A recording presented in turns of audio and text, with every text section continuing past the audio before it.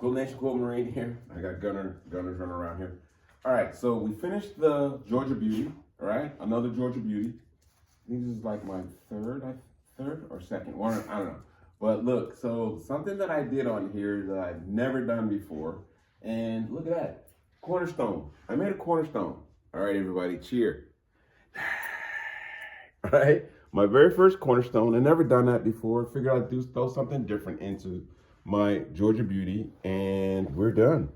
So this is what we're gonna back it with this right here, and then we send it to Andrew, right? So Andrew's a stickler, so I have to make sure I had 4 inches. Make sure you have 4 inches on the edge. So there's 4 inches. This is 4 inches long all the way around past my my border. I'm gonna bind it with just a simple black, keep it simple, and send it off to my buddy in Tennessee.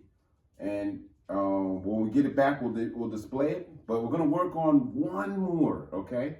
And then we'll move on to my range day quilt or my 2-way quilt. Yeah, I'm gonna do one. I'm gonna do a 2-way quilt.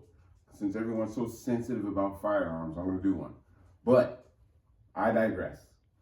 Look at this. This thing came out good. I'm happy with it. Some lucky human being in my life will probably get it. No? All right. Yeah, because I have to build up a few of these things. I was told that I need some so that I can display them, or if people want me want my quilts for an exhibit, and I tell them no, I don't have any. They're pretty shocked about that. But you guys know, I just give them away. My process is the building, right? That's what keeps me sane. It's the piecing, you know, the binding, and it's the little things that keep me centered, right?